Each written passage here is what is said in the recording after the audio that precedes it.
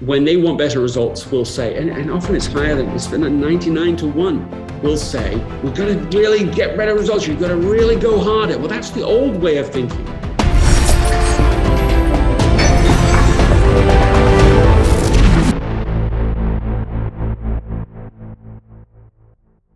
I actually wrote a piece just recently for my audience where I talked about exhaustion versus burnout. And burnout's going to be a big topic that you and I are going to talk about.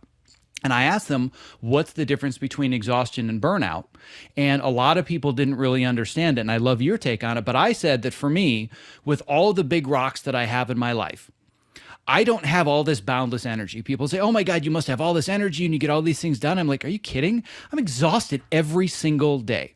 But I'm so fulfilled because everything that I'm working on is essential that when I wake up the next morning, I'm ready to do it all over again. But it's still, I would assume that you don't just walk around and write these books and teach and travel and have family. Like, I always feel amazing, right? Like, it's exhausting, but I don't experience burnout anymore because it's only the essential things. And, you know, I collapse in the bed at 10 o'clock at night, but I wake up at 6:30. All right, bring it. Let's do it again. Right. And burnout, I feel, and this is something I want you to go a lot more into, but burnout is more about just not being able to recover, not having the passion, not having the interest.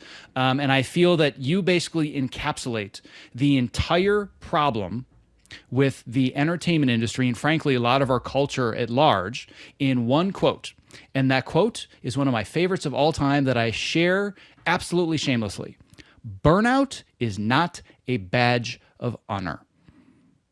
And what I love about this quote is that you made it so large on your page that it made it more effortless to hit your page count. Because you're like, well, if I'm going to hit a page count, what if I just make all my words way bigger and then I need less words on the page? That's an example of being effortless.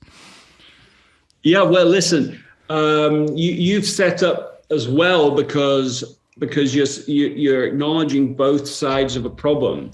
If somebody is doing non-essential stuff, okay, they can cut that out, become an essentialist, but it's necessary, but insufficient. Or at least, I'll say it this way, that the way people read the book Essentialism is necessary, but insufficient. Because actually, I do cover the idea of effortless execution in the book, but it was a theme that somehow in all the work when I was teaching it and when people would feed back what they'd heard, it was just like they didn't absorb that second element of the message. So, but it's not, to me, it's not just a nice add-on like, oh, by the way, when you get to execution, make it effortless. It's like hugely, hugely important. And as important as figuring out what the right things are the right way of doing it.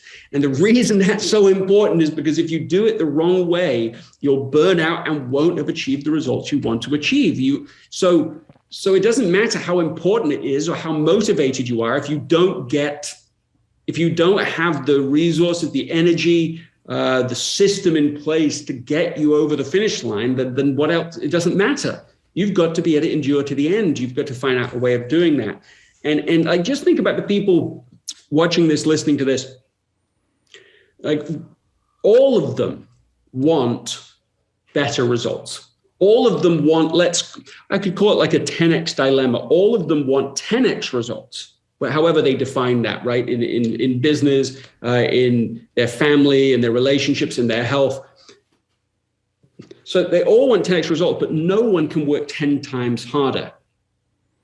And in that problem, in that dilemma, is the justification for effortless thinking and effortless strategies. Because if you say, well, I want these 10x results, I guess I just have to work 10 times harder, and you try that, then that's the predictable pattern for the burnout that we're talking about. Alternatively, what people do is they say, okay, well, I have to work 10 times harder. I can't, I'll try. And then they give up very early on in the process. It's like a boom and bust execution. Like they try hard for a second and I just can't do this. It's not sustainable. And so then they give up before they're there. So whether you give up or you just get burned out before you get there, it's still all like leads to this, but do you just give up to throw away the big rocks? Just give up on what a lot of people do. They give up on their families. They give up on their health. They give up on something that is so. So what do you do about it? You invert the mindset that most insecure overachievers have. This idea that you can, instead of saying, how can I work harder to get better results? You say, how can I make it effortless? Much easier to get the results I want. And in most instances, in my experience, that leaders in general, and by in general, I mean a ratio of like at least 90 to 10, when they want better results, will say, and often it's higher than it's 99 to 1, will say, we've got to really get better results. You've got to really go harder. Well, that's the old way of thinking. The old way was work even harder to get better results. The new way of thinking says, how do we get better results? By making it easier. Let's look for that. Instead of the Puritan idea that says distrust the easy, that says something like easy equals lazy, the new, and the data supports this really solidly, is that you say, well, no, of course easy does not equal lazy. Of course that's not true. I mean, that's definitionally not true. You look up in a dictionary, easy is something does not require effort. Lazy is you're not willing to put in effort.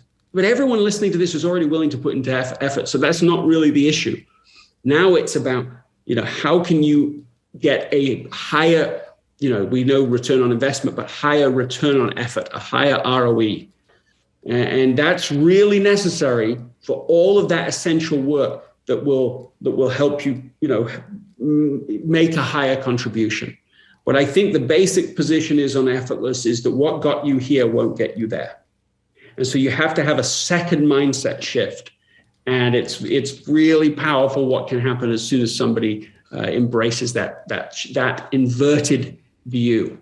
So here's something people can ask right now. They can say, something that's important to them, some project that really matters, a goal that they would love to achieve but are overwhelmed by, just ask yourself, how am I making this harder than I need to? That's it. That's a coaching question you can ask right away, and it will reveal some brilliant strategies along the way.